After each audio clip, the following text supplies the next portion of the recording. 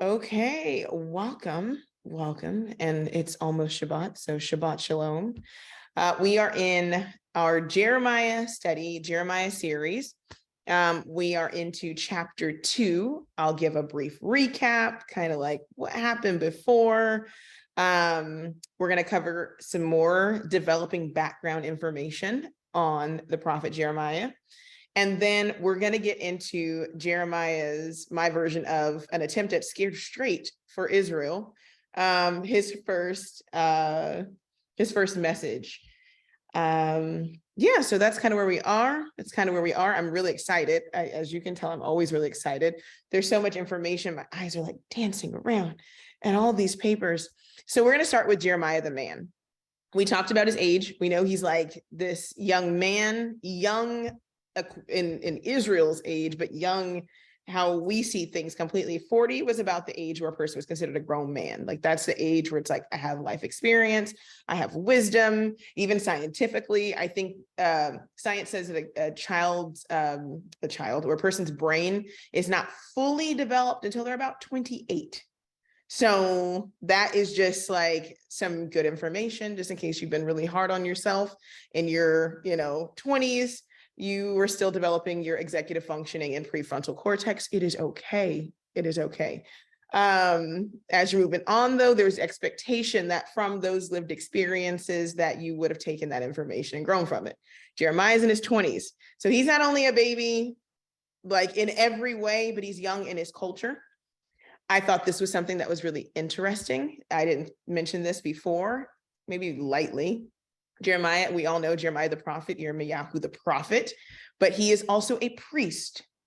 He is also a priest. We talked about he's from Anathoth. He lives in Levitical City. His father, Hilkiah, is a priest, which means that he's more than likely from the line of Levi. And another interesting little caveat is that the priest, a lot of them who didn't get taken out like during when Israel got, kicked out of the land and they did their thing when they got captured. A lot of them came into Jerusalem and went into the Levitical cities with their brethren. So you have a kind of a mixture of pretty much the ones who didn't go rogue the first time. So it's a very interesting conversation that Yah is now having, because you resisted it when Israel was going wicked, but where are you now? So I thought that was interesting. All right, so Jeremiah, just a little bit more about Jeremiah.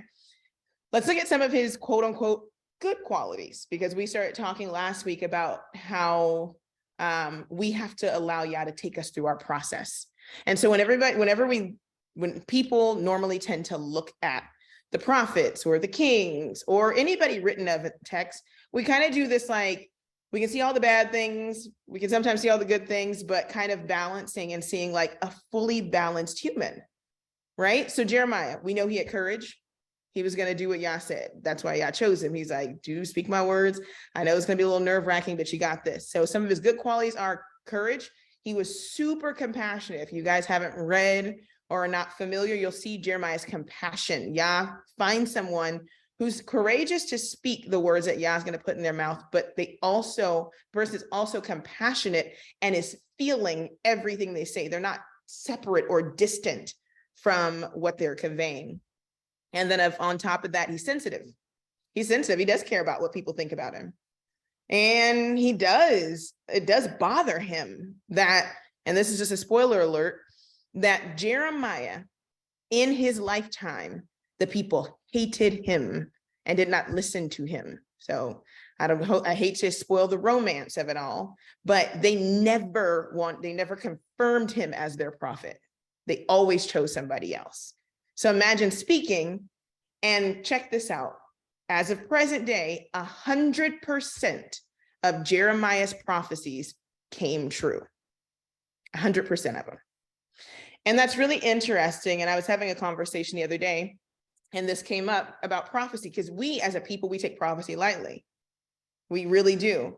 Do you know that prophecy it's one of the strangest things in the universe, that a person can have information about something that's going to happen before it happens? Why is that even a part of the human experience? And it's a challenge in a lot of ways to people who are naysayers or people who have doubt about their faith or people who are atheists or agnostic, because that shouldn't be a part of the human experience. Everything should just happen as it happens, and we all should be surprised about it. But it tells you that there's a higher power and there's a divine order much above human intellect that is looking and saying, you know what, there are some things that you just need to know ahead of time, because if you didn't know them, you would fall into the snare of those things. That is the love and compassion and beauty of an interactive Elohim, not one that's afar off, but one that's looking and saying, ooh, this one, they need to know about this. Somebody needs to tell them about this way ahead of time. And this needs to be something that's on their mind so that when it happens, they'll know. Because guess what? The judgment and the perfection of the Elohim is some things you're going to do, I can't stop them from happening. That's just the consequence of your actions. But I can warn you about what will happen when you do those things. And hopefully that warning will stop you from doing the thing that's going to cause that thing to happen. So I'm going to tell you down the line, this is going to happen. So there needs to be some things set in place. So that's a really interesting thing about when we're looking at Jeremiah, we're looking at the prophets, to look at prophecy, not as something scary or this impending spanking from the Father, instead see it as his love and him saying, look, this is what's ahead. I can't necessarily, because of all the things that Israel and everybody put in place, my judgment and my being just can't stop it. But what I can do is protect you from it. If you align to me and you're obedient to me, I can protect you. I can't protect everybody, but those who are obedient, they get protection. That is the beauty of prophecy. So Jeremiah is not only a Levite who's seeing all the inner workings, right? But he's also a prophet. And Yah is speaking through him of things to come as a young man. So then that leads to his dark side. His darker side, if you want to call it that, the balance is Jeremiah. From the text, you find out Jeremiah's a little moody. He has a lot to work through. He can get irritated because, one, you're seeing what Yah is saying and you're seeing it clearly. We learned that last week. But then you're seeing people who should be seeing what you're seeing because it's pretty straightforward, and they're just ignoring it. So it makes him irritable. And he's not only irritable with other people, there's a moment coming up, and I hope that Yah helps me frame it properly, but he's prophesying and the people are like, that's not going to happen. He's like, you know what? I hope what you say is true and what I say is a lie. Like he has this persona where he's just like, he can get frustrated. It's like, you know what? I wish I was lying. How about let me be a lie and let what you say come true. Jeremiah is lonely. Whenever you go against the tide of the crowd, it's lonely. It doesn't mean that you're alone. There's a difference. It's just lonely. Sometimes you have things that you see that you want to talk about that are not on other people's radar. Sometimes Yah is showing you things ahead of time and other people are just preoccupied with other things. Or sometimes the whole world has gathered and pretends like they don't know what a Sabbath rest is, and that they can't shut down businesses, and that they can't just pause the whole world for one day. And then you go, wait, oh, what? They can do it.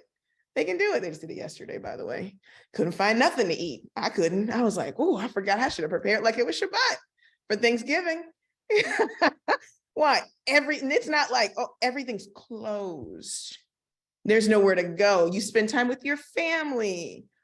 You prepare food ahead of time. So everybody is not just, stupid. They're just playing ignorant because they don't want to be obedient. And those kind of things, I know I brought it into modern times, but those kind of things in a seat where, guess what? Everybody is doing that. There's only a handful of people, and sometimes people not even near you, who are thinking that way. It can be lonely, right? Because we know Jeremiah was the only prophet. We ran that down in week 1, but they didn't all, they weren't all kicking it every day at the same house. So when he was sitting around like, I'm not going to bake cakes to the Queen of Heaven, and I'm not going to put off Ashtaroth poles, and I'm not going to put up evergreen trees, and I'm not going to have idols. He was by himself. when your mama and your daddy and everybody like, okay, well, I know we just finished Shabbat, but now it's time to go and give Ashtaroth her praise. You're like, whoa, wait, you're doing both? That's the world he lived in. So imagine the loneliness. Doubt is a thing, because when you're alone, you feel like you're crazy. And you're like, maybe I got it wrong and I'm in the cult and everybody else is just, they good. Like, and why do I feel anything? Because for most people, I'll say, Jeremiah's not me, I'm just letting Jeremiah exist in my mind. I could care one way or another. I'm not passionate about things I'm not passionate about. So for somebody like Jeremiah to be extremely passionate and then everybody be against him, you're like, dang, like, but then what if I'm wrong? What if I'm passionate like this and I'm just mad? Or I've misplaced it and I'm going against everybody and relationships are deteriorating. And it's like, and I got to talk in front of, this could make you doubt your call. So the importance of Yah constantly speaking to his prophet and Jeremiah constantly writing this down is super important. All right. The darker qualities, and I don't really consider this a darker quality, but it can be self-critical. It's going to be very self-critical. And the self-examination is going to cause depression. That's the dark part. That idea that like, I'm not perfect. What right do I have to say? Like, I'm just 2 months ago, I was doing the same thing. Like these kind of thoughts that are going to go through. And then that adds to the doubt. And then it's like, maybe I shouldn't say anything. Maybe somebody's going to call me out. I'm not perfect. Am I supposed to be perfect? Then you got Isaiah, who's just before you, constant thing going through your mind of, am I even worthy to even speak to the people? And then Jeremiah gets to a point where he's just like, I want to destroy my enemies, because that's where everybody's going to get at one point. Like, I need some vindication. My name is being drugged. They're calling me a liar. All these things, like I need something to be done. And that's just a lot. Another thing that we probably don't consider about Jeremiah, the man, and I'm giving you all this because it really goes into what we're going to talk about. It's crazy. He lived based upon the people. If he was a Levite, he didn't have his own land, right? His family are Levites. He doesn't have like a formal occupation. And he lives during a time where the priests, if you don't really say what Yah want, if you don't say what Yah wants you to say, you're in trouble. But the people, if you're not saying what they want, they'll just go to Baal and Ashtaroth. So there's no like system that like is going to sustain you. So then what do you have? You have preachers that go crooked. You have teachers that go crooked. You have priests who go crooked because the way they eat is based upon the giving of the people. So they sway too.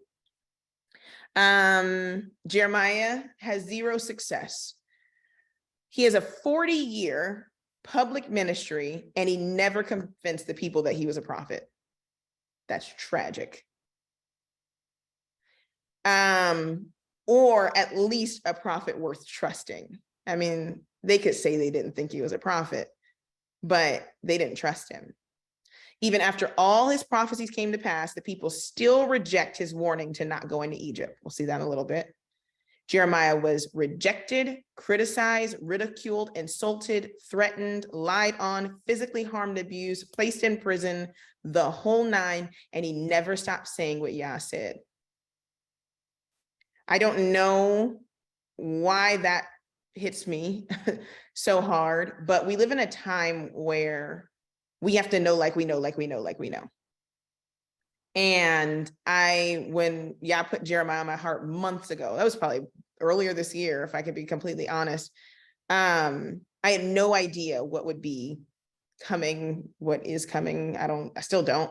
But as far as the ability to know, we've been given that. And we're going to see that through the book of Jeremiah. With all that being said, Jeremiah's prophecy, I told you, we're 100% correct. He is respected now. We are still talking about him now. And he was respected by, this is interesting. Oh, spoiler alert again. It'll still be good when we get there. The last prophecy of Jeremiah, he sends into Babylon as they're going into Babylonian captivity. and it's read in front of the people, and it tells of them getting out of captivity. My goodness, if you ever didn't want Jeremiah's prophecy to be true, that was the one you wanted. It was read, and then it was, I won't give the rest away. The prophecy was read in the ears of the people who had been carried away captive. So the reason why we're going through this book is because I think it's very, very important as a people who have been carried away captive, who are awaiting their redemption. And in so many ways, a lot of people are struggling to know where Yah's voice is. There's a lot of people talking. There's a lot of voices, but what is the steps of this captivity? And then how does it all, what's the end result of it in obedience? Jeremiah is quoted by Yahushua, and he's referred to over and over again in the Brit Hadashah. His books were preserved over 2,600 years, even after Jehoiakim is going to actually cut up all of Jeremiah's work and burn it. He receives more attention than most other prophets.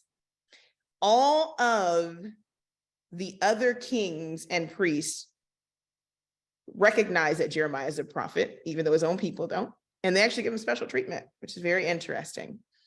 All right, so that's a bit about, that's our tidbit about Jeremiah. His life is so depressing, and I want to warn you that going through Jeremiah is going to take us on like an emotional roller coaster. It is, because there are so many parallels of our own personal experiences with our walk, with understanding Yah, with hearing his voice, with families and dissenting voices and everything else that are going to like be like, whoa, that feels, that hits me right here. All right, but with no further ado, now that we got a little bit more on Jeremiah's background, we're going to hear from Jeremiah himself, his first message. So we're in chapter 2. I'm using the Logos or Logos Bible program, and we're going to take it like we did with 1st and 2nd Samuel. If you guys were around for that, a little bit at a time. There's some stuff I'm going to just read, because when you read it and then you have the words and understanding, I feel like it makes everything come alive. There's some things where I might just like kind of go over it quickly, but I'll explain, and then we'll get out. We're going to go about 17 verses. All right. So right off the bat, I told you a little bit about Jeremiah's background. You know, he's going to be talking to priests and kings. Yah tells him in the previous chapter, our previous chapter, but in the previous conversation him and Yah has, he's like, now go talk to the people. Okay, I'm going to talk to the people. So go talk to the people, but you have to remember, who are the people? They're not, this is not like him going to like the random corner church, or going to like the Catholic church, or going to like a convention. These are people who know Jeremiah. These are his cousins. These are his uncles. These are his aunties. So if any of you grew up in a church where your family actually ran the church, where your grandfather was the pastor and your grandmother, like imagine that. If you grew up in synagogue, or if you grew up in a fellowship, same structure where your uncle was over it or your mom was, think of that. Right? So you are quite naturally, if you're getting ready to say something that's going to speak out against them, you're getting ready to embarrass everybody. Let's just normalize that reality right now, because now you're talking about what normally doesn't happen. And I am going to definitely put this into more culturally specific terms. You don't talk about inside house business outside the house. Everybody could know what's going on, but that's not information that you share privily with everybody. So you don't go over your auntie's house talking about your mama's business. Your auntie gonna listen, then she gonna whoop you and tell your mama. That's kind of how that goes where I come from. So with that in mind, in a tribal Afro-Asiatic setting, this is not a European Greco-Roman setting. This is a tribal Afro-Asiatic setting. You already know he would be doing what we call speaking out of turn. Did nobody ask you to come with this? But Yah told him to. The other thing is the priest of the time are his uncles and his father.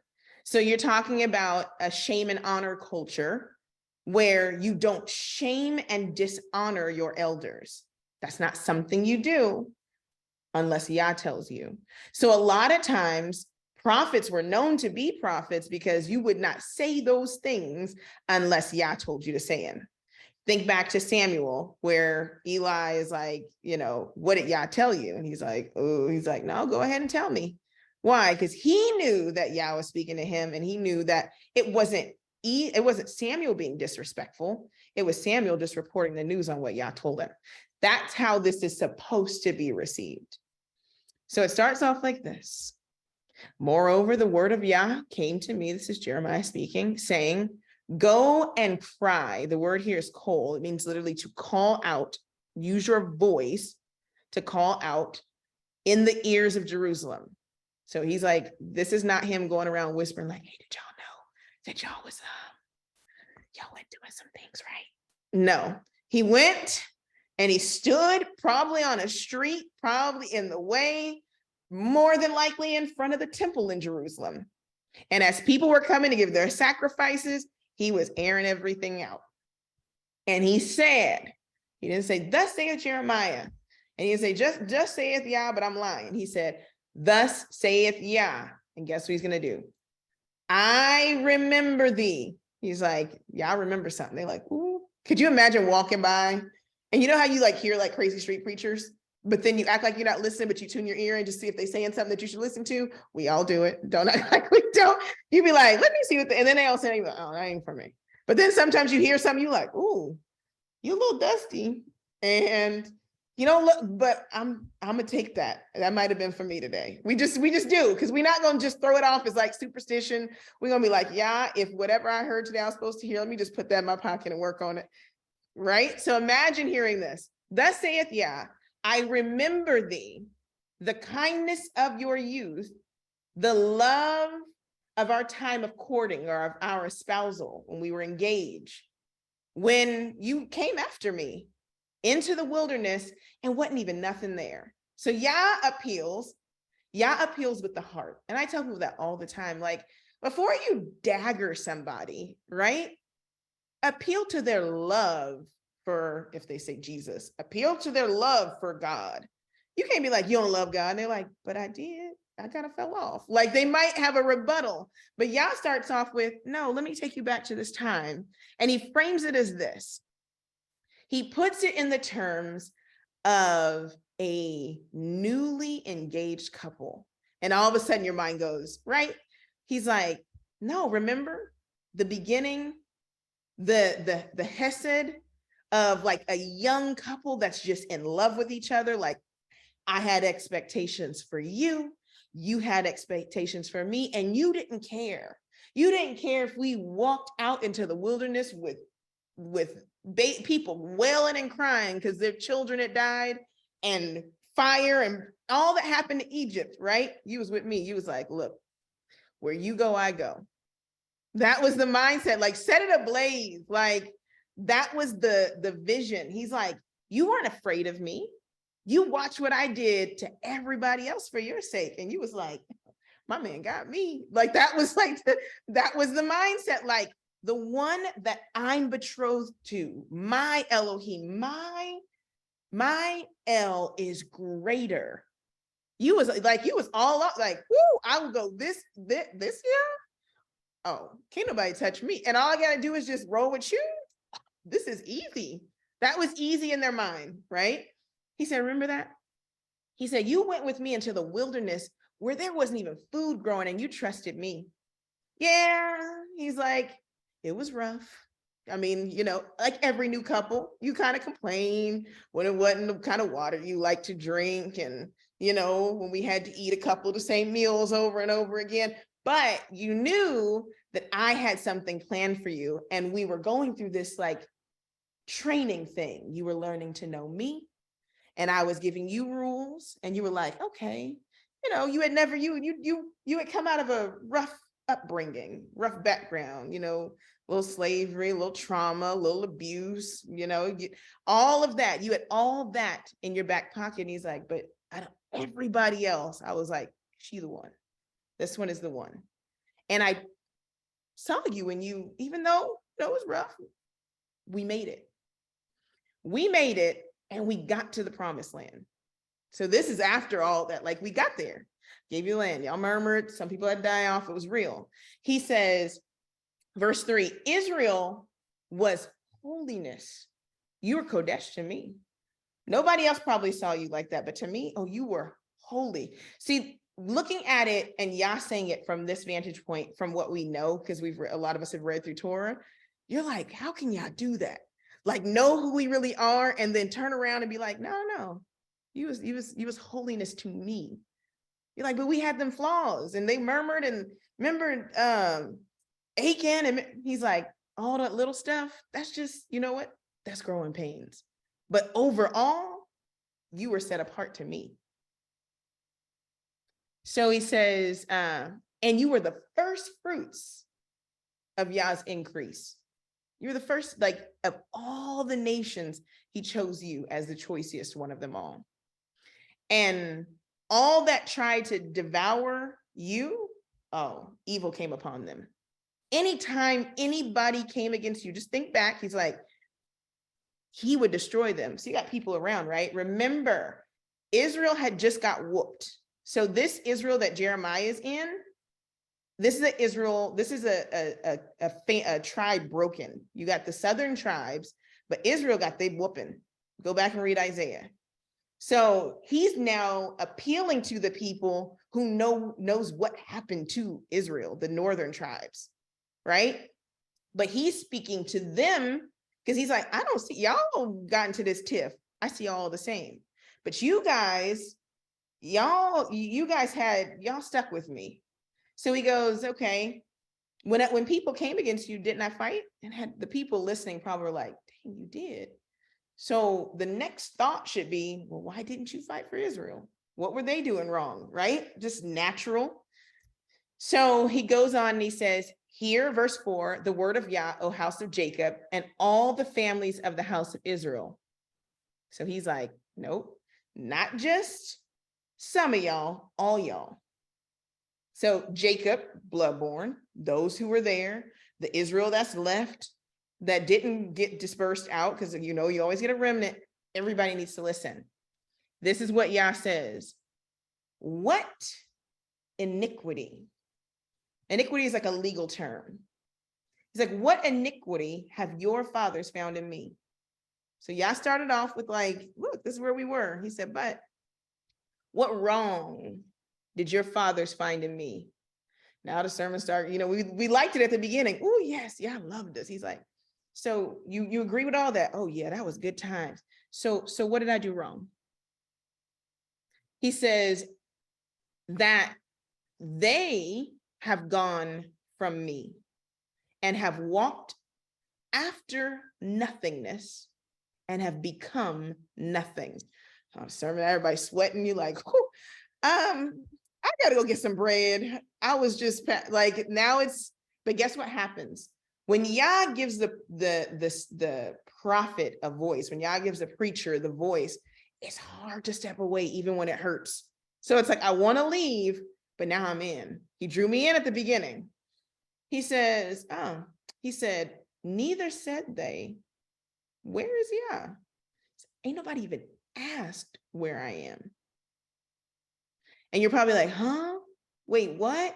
Remember, Hilkiah, we talked about this, is Jeremiah's father. Hilkiah, while they were cleaning the temple, is the one who is going to find the book. So the Torah. And so time-wise, you get one or two things. Either that moment already happened, but I lean more toward Jeremiah's prophecy was the prelude to that finding of the book, because you get a reformation during Jeremiah's time. So Jeremiah's first sermon gets the people on high alert. His daddy like, oh man. So just kind of think of those times as like, this is running into that time period. It's going to prick their hearts. So he says, they didn't ask, where is Yah that brought us up out of the land of Egypt, that led us through the wilderness, through the deserts and the pits and a land of drought And literally through the darkness, blackest night, literally like the shadow of death, a land that no man even wanted to pass through. Remember, Moses asked his brother-in-law, like, hey, you know how to navigate through this spot, like roll with us, because whew, like, so Yah literally has to lead them by pillar of cloud in the day, pillar of fire at night. Why? It was dark. It wasn't like this wasn't developed land. It sometimes, remember, they had to ask to pass through other lands, which a lot of times were rejected. Why? Because nobody was out there with them. It was just them and Yah. And it's like that. It's so interesting. We drove from Eilat, which is the lowest part of Israel, into Egypt. And there would be miles and miles and miles and miles and of nothing, just nothing. Still now, in a developed world, miles and miles of just nothing. So imagine that walking out there. He says, and I brought you. Now, I didn't just leave you out in the wilderness. I brought you into a plentiful country. And he says, and caused you to eat the fruit thereof and the goodness thereof. But when you entered, you defiled my land and made my heritage an abomination. You came into this land and you defiled it. So you have Yah as a husband. Literally, he's like, if I did something wrong, you could have pleaded your case to me. Where did I go wrong? But since you know that you didn't, now I'm going to tell you what you've done wrong as my bride. I give you everything you needed. And then you entered into my land. I gave you rules. I told you how it's supposed to go. And I literally promised to only bless you if you did something very simple. And I am definitely simplifying it, but it was really this simple. Don't serve me like other nations serve their gods. It pretty much all boils down to that. Don't do it. Love each other and be grateful for the land that I've given you and that you've gotten out of slavery. Like, just don't. Just meet me on, Saturday, Sunday, on Fridays, and on Shabbat. And I have some appointed times where I'm going to remind you of what I've done so that you don't forget them. Don't sacrifice your children. Which seems like a very, very, reasonable thing to ask somebody not to do. Don't make graven idols and bow down and worship them, because it's nothing. I literally told you, I gave you it's like when you take your kids and they're like, I'm scared. It's like, it's fake. It don't do nothing. Like, look, and you start hitting it. Yeah, I was like, look, the other guys ain't real. Like, I'm real. I've shown you I'm real. And he's like, and you know how you repaid me? You literally came in and you defiled the land and made an abomination. You can imagine being the rest of the world, because like I feel away, and I feel like I'm doing all right, me right now. And can you imagine like other nations reading this? Could you imagine your husband going off on you in front of like a bunch of other people, and you're like, hey, can we just take this home? Can we talk about this later? It's like, no, we didn't. You right now. And can you imagine? Because I obviously, and you guys as well, take this personally. Like, I'm reading this and I'm like, other people are probably sitting around like, how was he this good? And then y'all acted like this. How? If this was like modern day, and if it was like really like a man and a woman, or let's just say, put it like this. If it was a nation and their Elohim, guess what other nations would do? If you don't want them, I'll take them. We are literally in right now in this time being provoked to jealousy by a people that are not a people at all because of this. They're like, if you don't want them, I'll take them. Says, the priest said, he's like, okay, the people be peopling. That's just what it is, right? He said, but the priest said, they didn't even say, where is Yah? The people who should be looking for Yah day and night, coming before him, offering incense and prayers and sacrifice and offering, they didn't even say, where is Yah? Look, he's like, I ain't even been here. Y'all didn't even notice I wasn't here. That's the whole shock and awe of Hilkiah. They find the book and we all go, wait. What they was, I haven't even been here. I ain't even been talking to nobody. I'm sitting around like, oh, maybe they'll call on me. Maybe they'll pray to me. So what he's exposing, Jeremiah is exposing is, when you thought they was praying, they was really praying to Baal and Ashtaroth. They wasn't praying to Yah. And when they was doing their festivals and they was mingling and mixing stuff together, Yah wasn't listening. And when the priest came by or the preacher came by, and you said, oh, pastor, pray for me. It didn't make it nowhere. Because Yah was like, I wasn't there. Because ain't nobody talked to me. You gonna call me alone? Because I'm saying, I have not heard from y'all. I've not heard from your priests. And he's going to take it a step further. He says, and they that handled the law knew me not. He said they preached and they talked about me like they knew me. And guess what? I'm just putting it out there. They don't know me. And guess what? I don't know them either. They have titles, but they don't have no intimate relationship with me. This part is tough because, see, I'm long past church. So when I read this, I have to read this contextually true. He's not talking about people in church. Jeremiah ain't never met a person in church.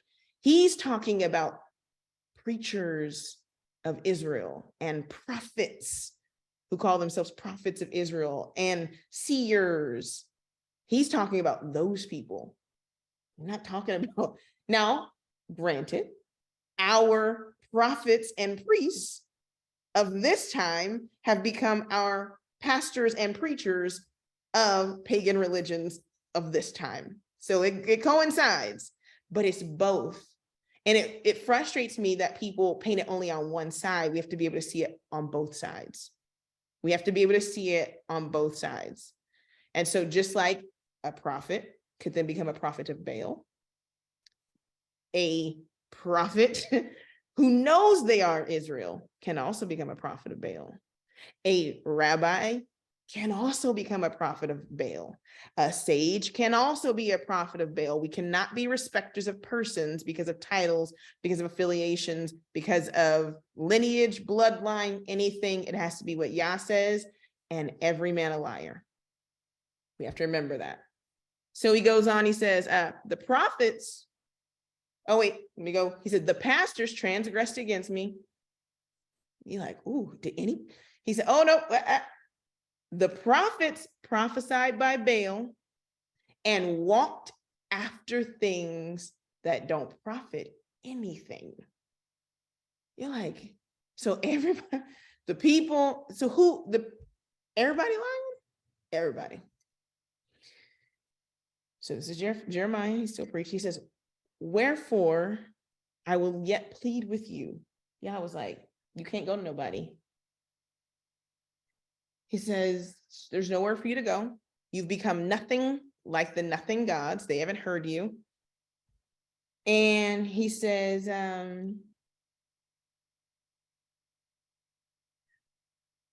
because the people failed to correct you, I am calling them complicit with your crimes. So this idea that you can have pastors modern day, and even then, preachers, prophets, teachers say, well, yeah, I know that to be true, but, I keep Sabbath, but I can't make nobody else do it. I can't tell that. Then you're complicit.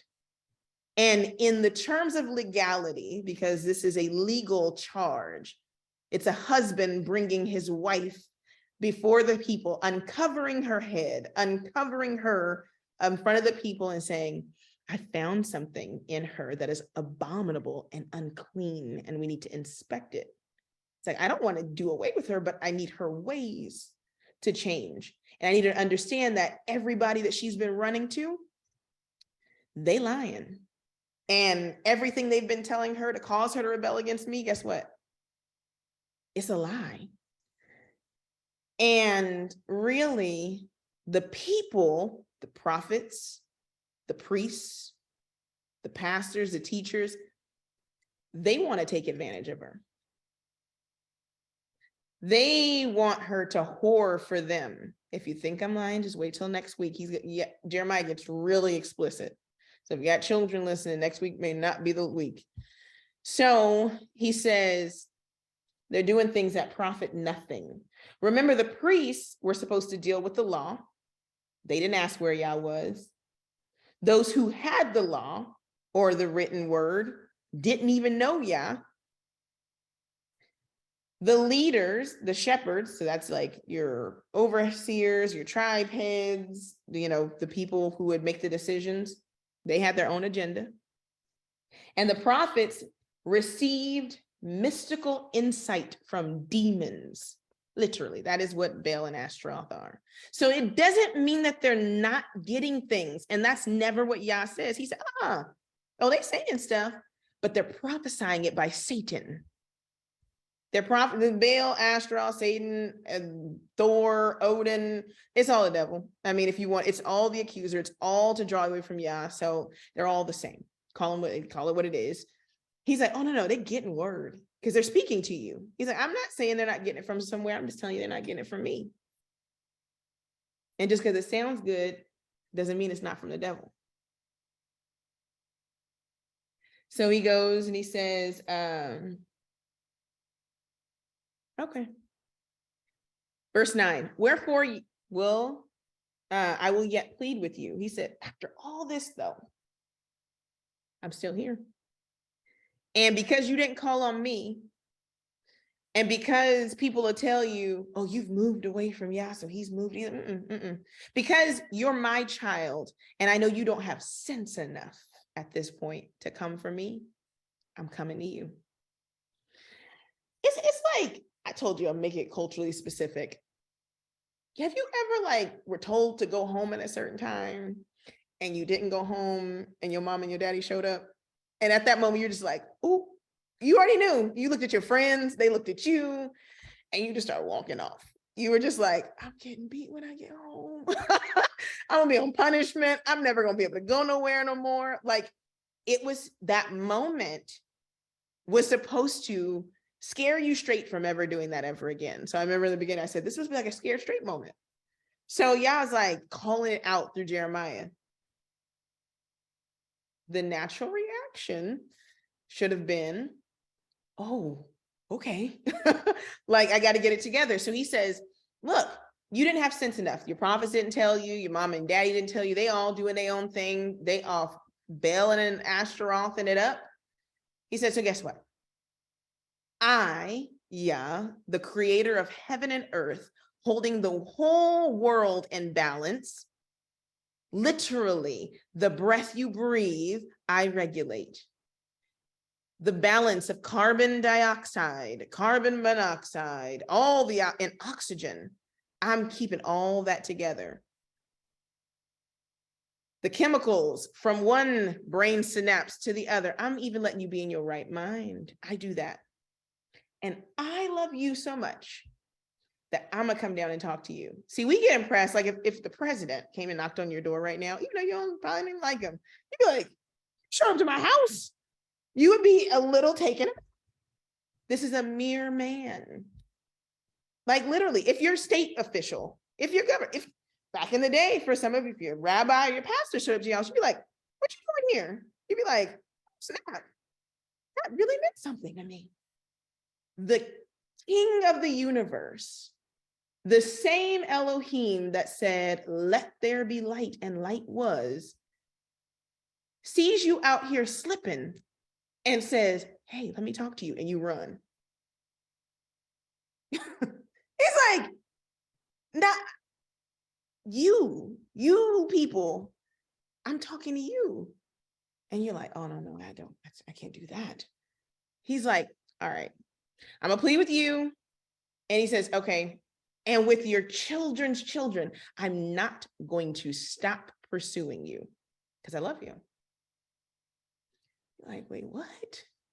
After all that we've done, you're like, yeah, but I'm here. He's like, I'm literally saying, tell me what I've done wrong. Can you imagine? Yeah, because everybody always paints Yah as like, he's like, tell me what I did wrong. Tell me why you don't want to. I got all this. I got the whole world. Why you don't want me?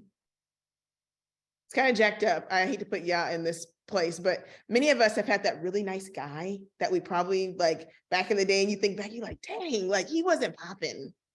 Like he wanted normal. He didn't want to go to the club. He didn't want to, he was just the normal guy who was like, no, I want to love you and I'm stable and I got a job and I ain't out here trying to, and you're like, you cute or whatever, but like, that's the attitude that Israel was giving Yah. They were out here with the knucklehead nations, and Yah was like, here I am, I got land, I'm rich, I'm fine. Like, but somehow the mischief of it all makes you attracted to these other people. And in your heart, you hurt, he cheating, he got other people, they got gods that you sacrifice your kid and nothing happens. He's like, I'm telling you, I don't want any of that, and I got everything. And he's like, but you don't want me. This don't make no sense. What are your charges? So he goes, this part is funny. So Yah says, all right, let me make this make sense. Because let's go look at all the other nations. He goes, pass over to the Isles of Chittim and Kedar. He said, watch them. Watch all the other people. Watch all the nations, and these nations are the Isles of the Gentiles. So to the people in the Commonwealth of Israel, it's like a mixture of the Hamitic and Shemitic people. They looked at the Isles of the Gentiles like, they weird. That was just like, they were just different. They were otherly, right? Watch them. And Yah said, and tell me if there is a such thing. He said, has any of these nations left their God for another God? Right? He's like, and they don't even have no gods. They're not even gods. He says, have any of those other nations, has Greece left from Kronos? Has Rome gotten away from Nike and their gods? Have they said, you know what, I'm going to go down to Israel and see what their gods are and what they got going on? Have they ever done that? And they were like, no. So what kind of business do you, having a living Elohim that in every other nation for you, why are you going over and knocking on their door like, excuse me, but can you show me your Christmas tree? Excuse me, can you show me your Yule log? Excuse me, like, why do you care what they have going on when you got it going on over here? They over there, they hungry, they in the cold, they live in caves, they war with each other for food. He picks out the people that everybody's like, oh, like would be like, oh, the Vikings. He's like, look at them. What do you want to do with them and their gods? What about that is appealing to you? What about Krampus and Black Pete is appealing to you? What about that makes you go, yeah, definitely want to get the kids going on this? Like, what about that is so cool? You know, people are like, dang, it is pretty. Like, you could see like the morale of them. Like, what about it? What about that makes sense? He's literally painting the mental condition. Like, yo, something going on. You're gonna have to make this make sense to me. This is what he says. He says, and see if there be such a thing. What other nation does that? Tell me right now, for like, that's what he's saying. He's like, tell me right now, how many, and I'm talking now from American context, how many American whites have come into the Black community and said, you know what, we'd like to figure out what your African culture is, and we're going to integrate that into, you know, our customs in our family. This sounds like, yeah, no. They might wear a dashiki. They might buy a mask when they visit Ghana or somewhere, but they're not getting ready to give up their gods for the gods of Africa. They sure as heck are not like, okay, well, if you celebrate, you know, you Israelites, if you celebrate Christmas, then I'll celebrate Hanukkah. They'd be like, no, you can do what I do, but I'm not getting ready to do what you do. I'm getting ready to stand no tent for Sukkot. It would be a no for them. But then on the other end, you're like, well, dang, but I'm gonna do that. What's the exchange? He's like, it doesn't make any sense. So he says, but my people, They change glory, kavod, like I'm big news. I'm heavy business. I'm weighty. My name carries weight. And they've cast me aside for that which profits nothing. There's no exchange. Like nobody promised you money. Nobody said, oh, if you celebrate Christmas or if you celebrate these holidays and you do all of this Western stuff, we'll give you things. Like at this point, you're just doing it because what? Like you're broke, you in debt, and you're disobeying me. Like, what's your point? Like what's your end game? People are like, dang, Jeremiah. He's like, oh no, I got more. He says, be astonished, O heavens, at this, and be horribly afraid. Be very desolate. The word here by horribly afraid, it literally means like, look at how this looks. Like he calls heaven, he's like, because ain't nobody listen to me. I called the heavens to witness this. And the word for be astonished and horribly afraid means literally, it should make the hair on your arms. It should give you goosebumps. It should scare you to death of what he's saying. Y'all don't stop there. He says, but you know what? You committed 2 sins. You're like, wait, you just listed like 40. He said, I'm just gonna break it down to 2. 2. My people have committed 2 evils. They forsook me, the fountain of living waters. The beauty of a cistern is this.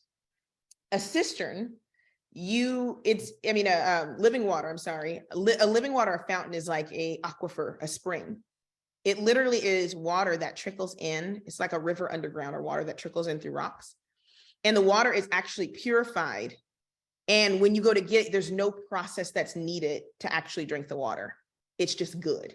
You didn't have to necessarily dig a well. It's like you hit water and then that water just keeps giving, and it gives you clean living water. It has natural minerals. It's like, what's that water that people drink nowadays? Like Fiji water or the pH balanced water. Like there's a bunch of it now. Like it's that, but without needing human interference. And y'all was like, I'm living water. And literally you have it freely. You didn't have to dig it. I'm giving it.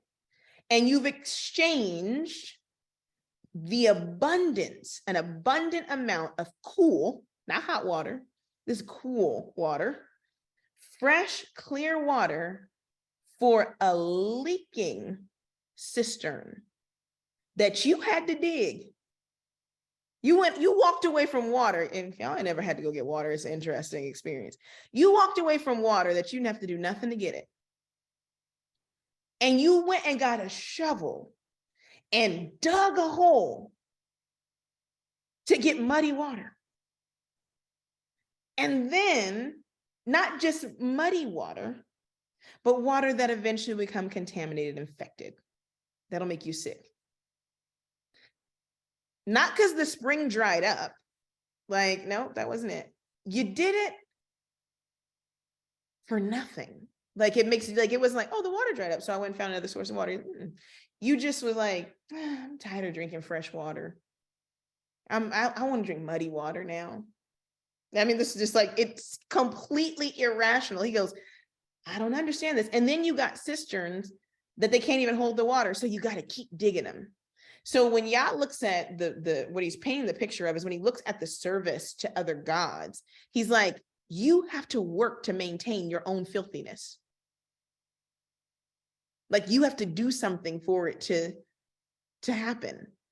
Like you have to get dirty to get dirty. Like it just he's like, literally make it make sense. Make it make sense. He says,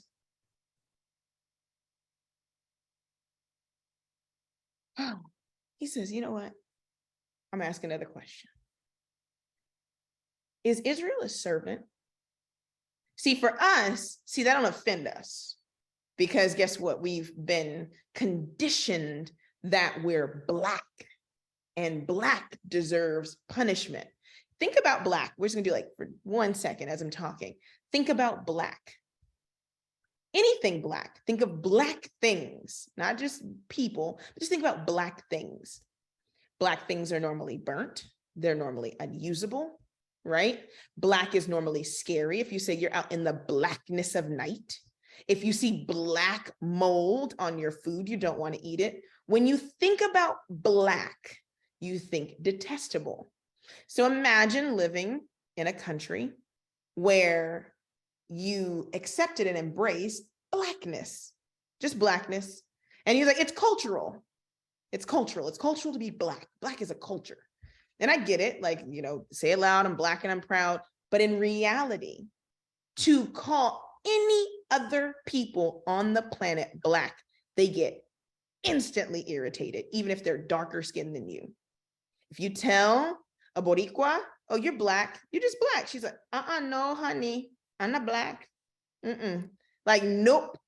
Tell a Indian from India, Black skin. I'm talking about Black is night skin. They Black. Like, tell them they're Black.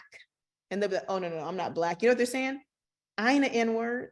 I'm not a servant. I'm not a slave. I'm not refuse.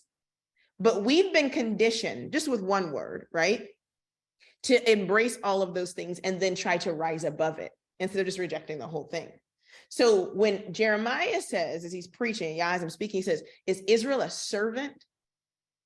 The idea of calling a people that had been enslaved in Egypt a servant after they had been set free would jar them.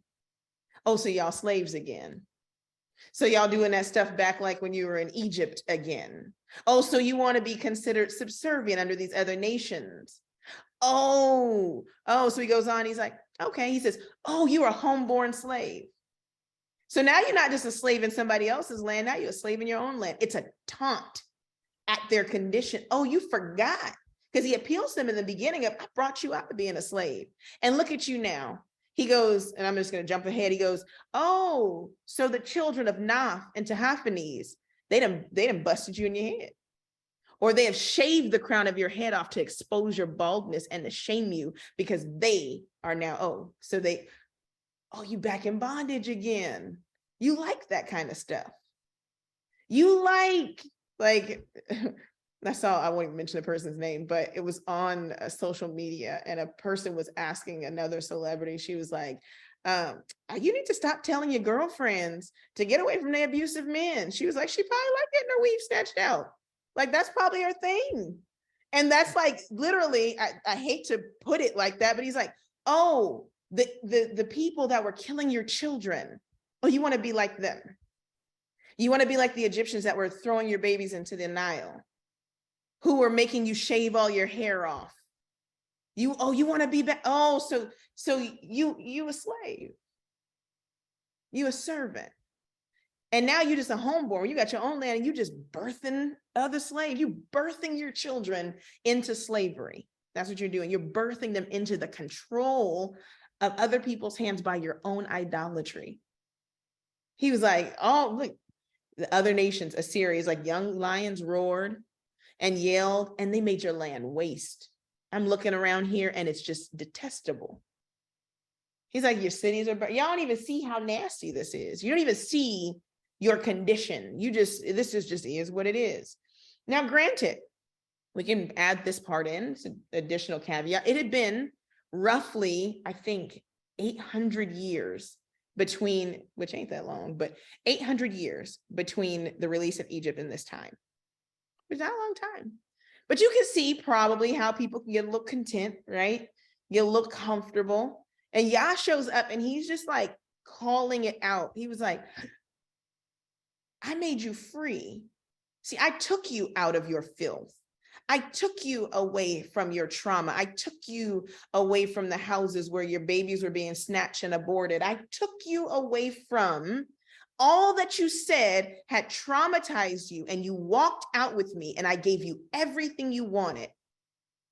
And now you're doing this again? Like you do.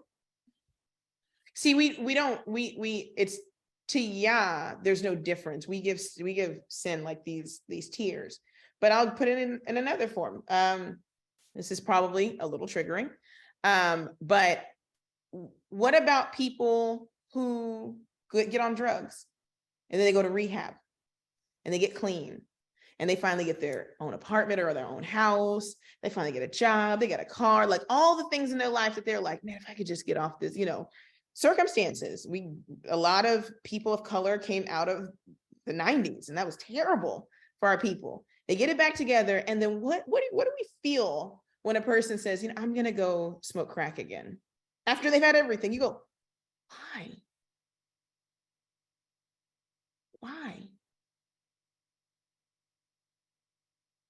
And in our minds, even though we won't articulate it, the reality is because that's your God.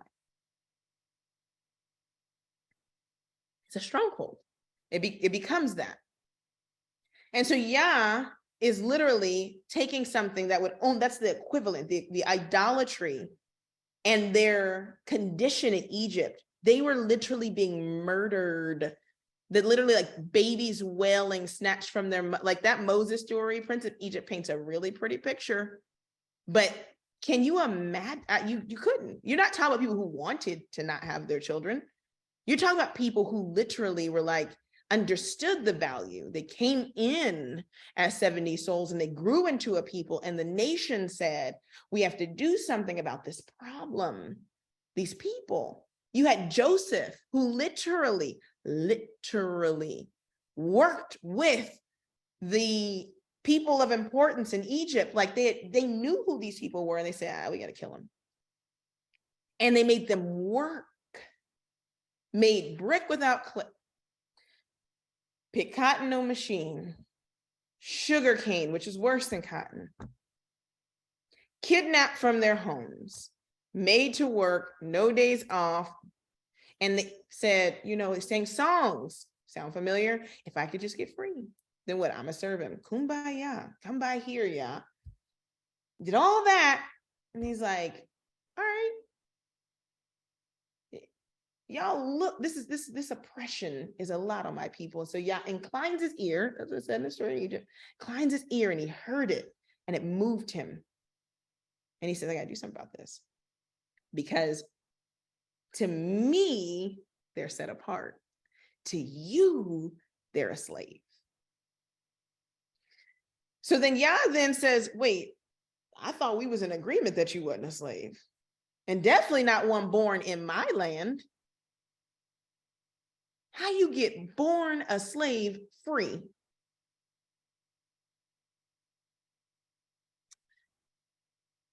He says, and this is funny, somebody will be mad at me, but I'm gonna say it anyways. He says, you, though, let you know, didn't you do this to yourself? Like, oh, no, don't try to blame me for this. He said, you did this to yourself because you have forsaken Yah, your Elohim. This is where y'all can get mad at me. So Kanye West, I'm gonna mention his name, Ye, a long time ago. Now, I'll say this, contextually, I don't think he meant anything like what I'm getting ready to say right now. He was probably definitely wrong. His two left shoes. Kanye West made the statement, and people, especially Black people, they got ticked off. He said slavery was a choice. And everybody's like, oh my gosh. Now I'm telling you, I don't know him, but I don't think he was reading Torah when he said, I think he was appealing to the Anglo peoples. Nonetheless, when I heard Kanye West or Ye say it, I said, yes, he's right. He may not know what he's saying, but he's absolutely right. Let's just go to it. Return with me to Deuteronomy chapter 28. He said, you did this to yourself. Yep. All the stuff that you got brought up, you did this to yourself. Now, this is Yah speaking. I'm just going to give you the first part, 28 verse 1. And it came to pass, if you will hearken diligently unto the voice of Yah your Elohim, to serve and to do all his commandments, which I command you this day. This is Moshe speaking, Moses, that Yah your Elohim will set you above all the nations of the earth. This ain't the adversary saying he's gonna do it. He's not tempted. He's like, no. Yeah, I was like, I'm gonna do it. And all of these blessings, they're yours. And they will literally overtake thee. That means that like they will consume you. You'll be so blessed, you won't even know what not blessed is, right? He said, all you gotta do is hearken unto the voice of Yah. And he goes in, he runs it down. Blessed you're gonna be in the city, blessed you be in the field, blessed be your kind, blessed be. He's like, everything you touch. Now you got the Midas touch, right? Everything you touch is just, it's gonna flourish. Let's go to verse 14. He says, oh, let's start at 13. I like this one. And Yah shall make you the head, the rosh, the top, and not the bottom, not the tail, not the caboose. And you shall be above only. He can say like above something, above only. And you will not be beneath if you hearken unto the commandments of Yah your Elohim, which I command thee this day to observe to do them. And he says, and thou shalt not go aside from any of the words which I command thee this day to the right or to the left. And he's like, just in case you forgot or getting tricky and don't know what I'm talking about, to go after other gods to serve them. Like, let's just keep it really simple, right? Like, like, what do you mean? To do the, like, just let's put it out there. All right, so straight. Let's go to Deuteronomy 29. There's a lot of this, but I'm just going to give you a few of them. Like I said, I don't know if this was necessarily his intention, but it definitely sent off a trigger for me. Deuteronomy 29:14. Neither with you only. So he's like, oh, and this is not just for y'all that's here right now in the, right now present, but he's like, I swore this to all your fathers. So the blessing you get is because of their obedience. And I'm mentioning Abraham because you know of his obedience. And I'm mentioning Isaac and I'm mentioning Jacob. I'm running this down to you because of their obedience. You now have the opportunity to have the promise. He says, and this covenant, the people before you, they brought you in. So this idea, and I'm going to take like a little turn on my Kanye West thing. I'm going to come back around to it. This idea that you have to convert to be who you are is complete rubbish. And here we have it right here. This is the reason why you don't. Other people might have to, but you don't. As for you and I, the verse says, he swore this to your fathers. We were circumcised in Abraham because Abraham's our father. But then Moses takes it a step far in a legal sense. This is a legal document. He says, and this covenant is not just made to those of you who stand right here today. It's not neither with you only do I make this covenant, this oath, but with him, that's all of them, the whole congregation, that standeth here with us this day before Yah our Elohim, and also them that are not here with us this day. The covenant doesn't stop and you have to refix it.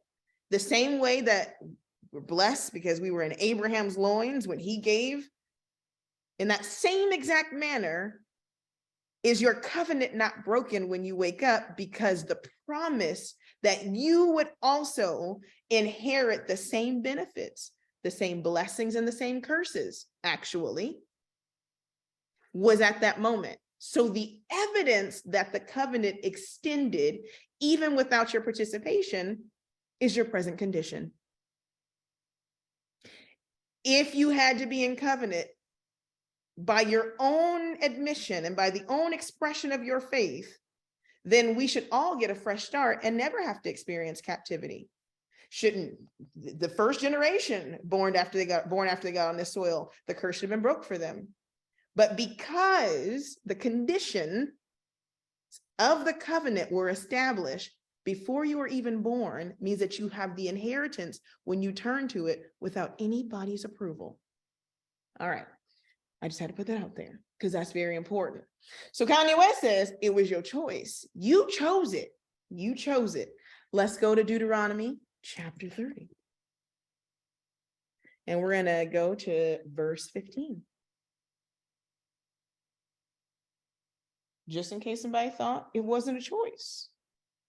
I've given you the blue pill and the red pill. He says, see, I have set before thee this day life, Chaim, Vatov, right?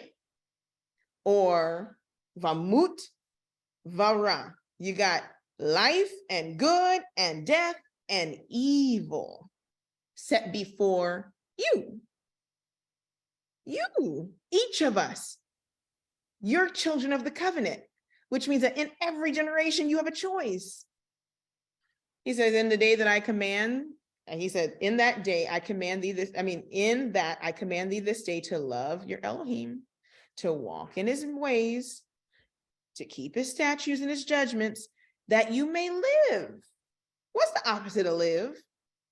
Die. If you go back to Deuteronomy 28, he's going to say, and you're going to get carried away and you're going to experience all these atrocities because you broke a covenant. And you go like, what? It's a choice. So you didn't get to necessarily choose whether or not the effects would affect you, but you can always choose life. You don't get to choose the family you're born into. You get to choose your parents, but you can choose to be functional in the face of dysfunction. I'm giving you the option right in front of you. He says, verse 19, I call heaven and earth, which means heaven and earth has not passed away. So even if you don't know who you are, it does.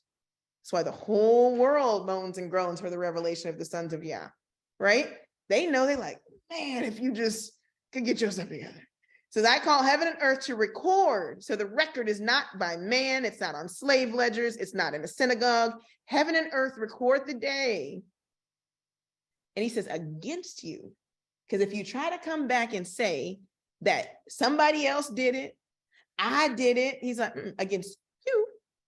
He says that I have set before you, says again, life and death, blessing and cursing. He said, look, choose life. Choose it. That both you and your seed may live. That thou may love. Does it sound like the husband that's in Jeremiah? Love Yah, your Elohim, that you will obey his voice and that you will cleave unto him, for he is your life and the length of your days, that you may dwell in the land which Yah swore to your fathers, to Abraham, to Isaac, and to Jacob to give them. So imagine some 800 years later, having the conversation that Jeremiah is having through his message to the people. You're like, it wasn't supposed to be like this. This was not how it was supposed to be. Not even a little bit. So he goes down and he says, you brought this on yourself, for you have forsaken Yah, your Elohim, like you did it. He's like, have you not done it? Like, it's a question, but it's real rhetorical because he led you in the way. I just read it before. He said, I'm your life. I'm your lifeline. I'm your living water. I'm the blessing. I'm everything. The curse is when you walk away from me. So when later on you get Rav Shaul who says, against such things, there is no law. Serving Yah, there's no fault in that. There's no negative in obedience.